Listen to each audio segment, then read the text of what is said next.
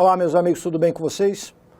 Sou o professor Renê, a gente vai falar neste Aprendi Mais Essa sobre uma situação que acaba acontecendo de maneira incorreta no nosso cotidiano e que acaba afetando o nosso conhecimento, que é basicamente o uso que se dá ao termo vírus em computadores, né?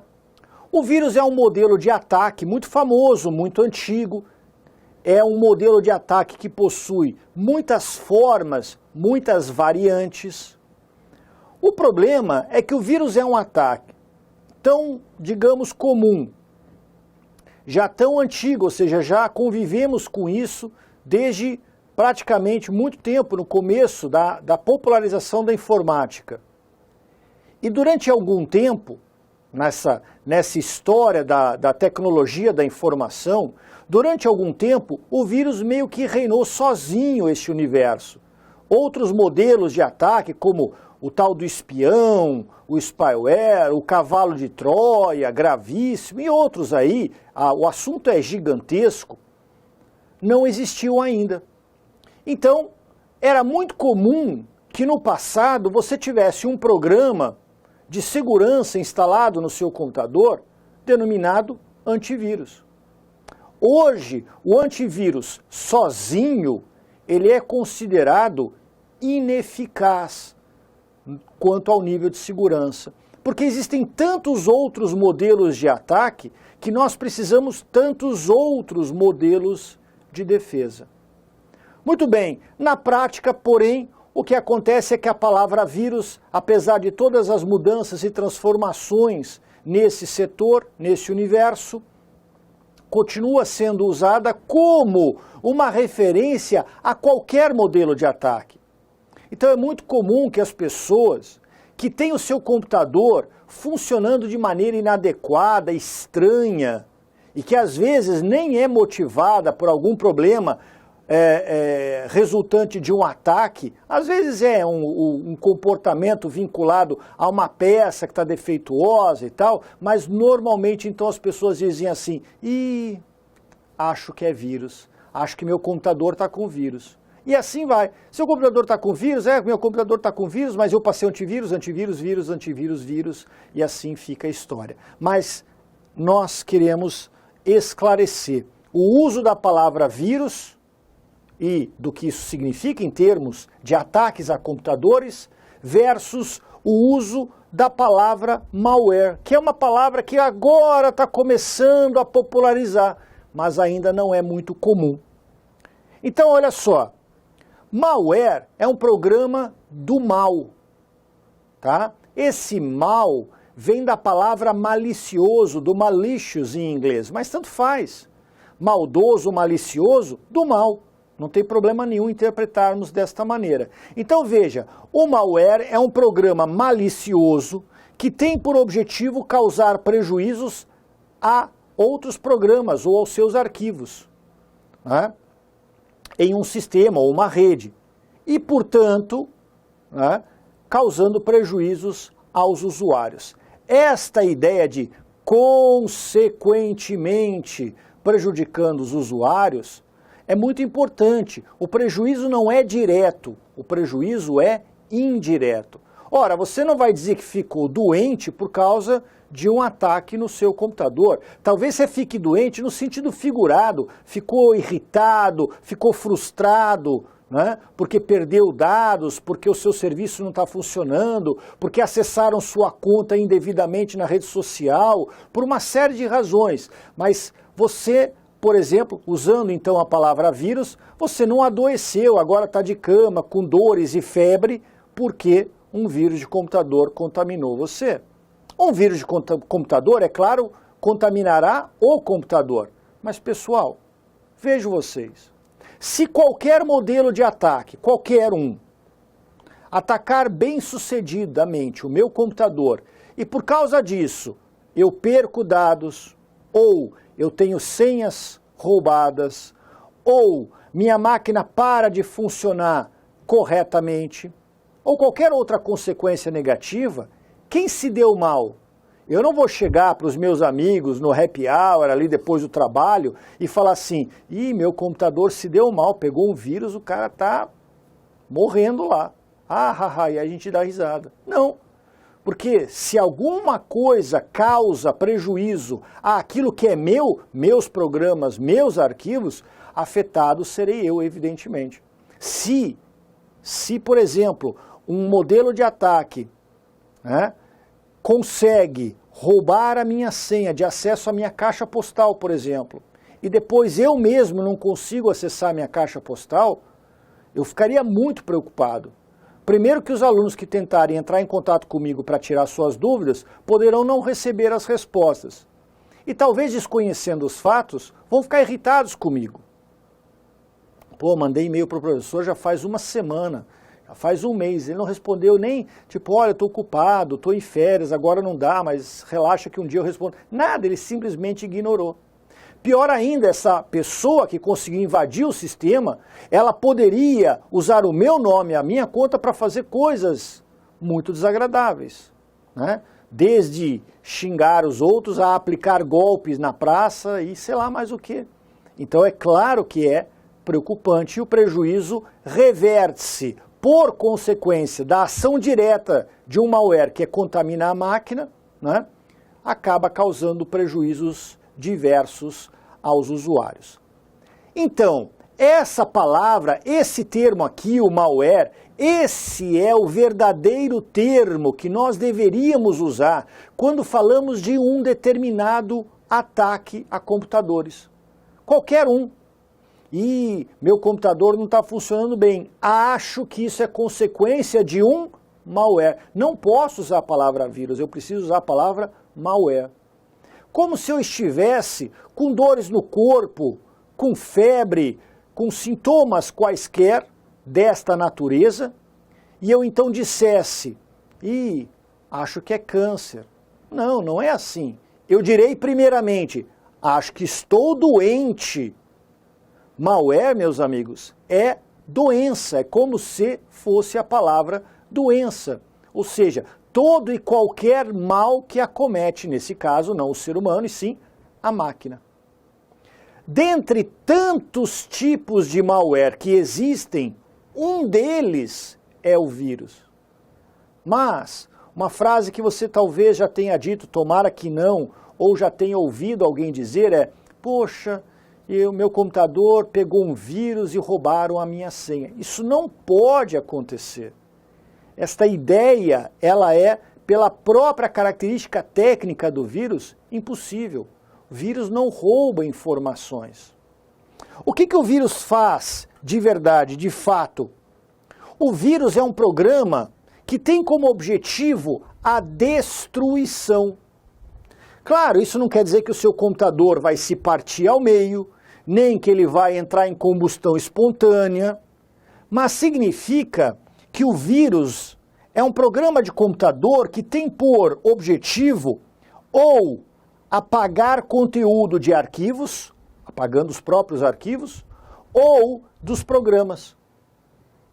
Então é muito comum hoje em dia que pessoas que não têm nada melhor para fazer nessa vida, criem vírus que ataquem o tal do sistema operacional. O sistema operacional é o programa mais importante de um computador. Sem ele, o computador não funciona.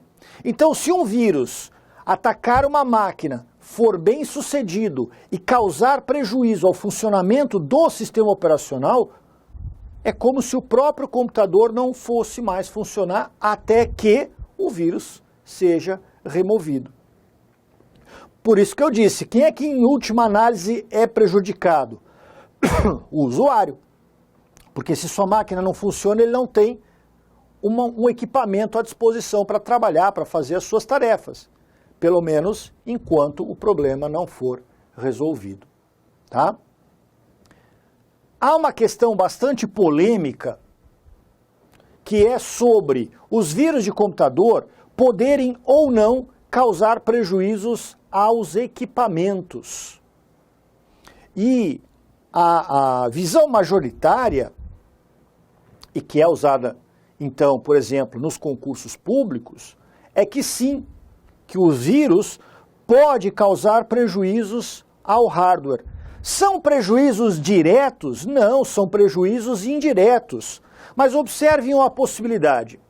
O pendrive, esse equipamento portátil de memória que todo mundo provavelmente tem ou conhece. O pendrive ele funciona porque dentro do pendrive tem um pequeno programa que regula o funcionamento deste pendrive. Então quando eu vou gravar um arquivo no pendrive, o meu sistema operacional, por assim dizer, conversa com o programa que está lá no pendrive. Quero gravar esse negócio aí, o mestre está mandando.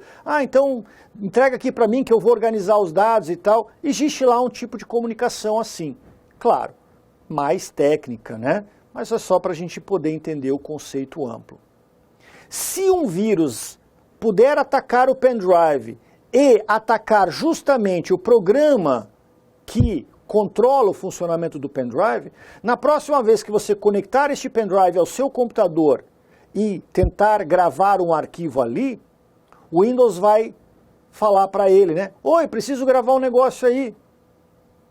E nada. Do lado de lá ninguém responde. E o seu sistema operacional sozinho não resolve nada. Então o Windows vai dizer o que para o usuário? Usuário, sinto muito, não pude reconhecer esse pendrive, não pude interagir com o pendrive, não posso salvar o arquivo no pendrive.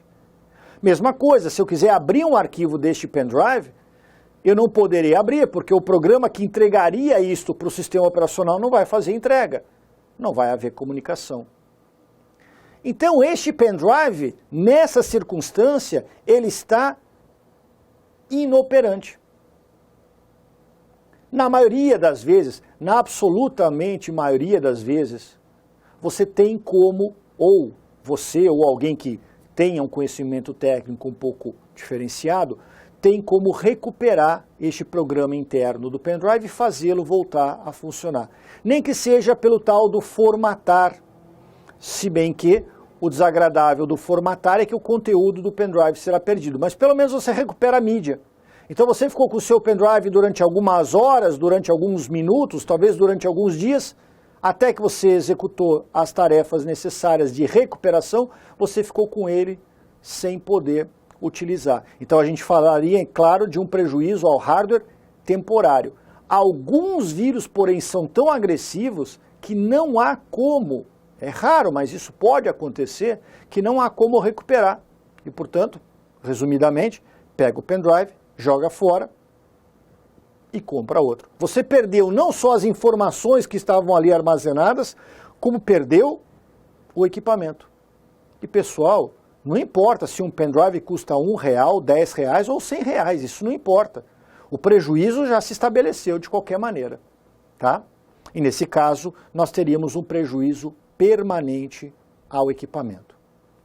O vírus, porém, é um programa que não consegue se sustentar. Não é igual um arquivo do Word, por exemplo. Um arquivo do Word pode ser movido para lá e para cá sem que ele precise do programa Word, do aplicativo. Claro que para abrir o arquivo, você precisa de um programa compatível, mas para você pegar um arquivo do Word que está no seu computador e gravá-lo no pendrive, não tem que ter o próprio Word no pendrive. Então o arquivo do Word é como se fosse independente. O arquivo de vírus não. O arquivo de vírus ele precisa do chamado acoplamento. Ele precisa se embutir em um outro arquivo para poder trafegar junto com este arquivo.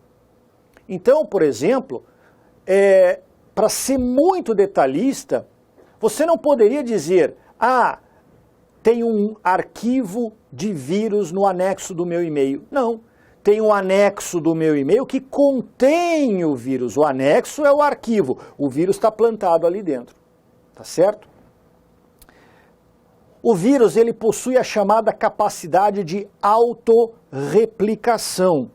Então, um exemplo muito comum é que uma pessoa receba um arquivo contaminado por um vírus no seu e-mail, na sua caixa postal, e inadvertidamente abra o arquivo. Quando você abre o arquivo, é o momento em que a contaminação ocorre. E se o vírus conseguir contaminar aquele computador e aquela caixa postal, muitas vezes o que o vírus faz? Ele pega a lista de contatos deste determinado usuário e o próprio vírus envia-se para os contatos deste usuário. Então, de vez em quando, você vai receber e-mails de alguém dizendo assim: oi, lembra daquela época que a gente fez isso, que a gente fez aquilo, ou até um texto mais genérico. Olha essa foto em anexo, lembra desse dia, quão engraçado foi. Ora, se eu recebo e-mail de um aluno dizendo: oi, lembra desse dia, que engraçado, eu vou falar assim: caramba, que estranho, aluno? Não faz sentido. Mas se eu receber e-mail de um amigo de infância, por exemplo, então esse texto começa a fazer sentido. Dá uma vontade de abrir o anexo, né? Puxa, que foto será que esse meu amigo encontrou? Que será que nós aprontamos nesta oportunidade? Vou abrir o arquivo, o vírus vai contaminar minha máquina e ele vai automaticamente enviar-se a partir do meu computador para todos os meus contatos. E assim é que ele sobrevive, multiplicando-se, e o arquivo anexo a ele, sem dúvida nenhuma. Isso é a chamada autorreplicação. Tá legal?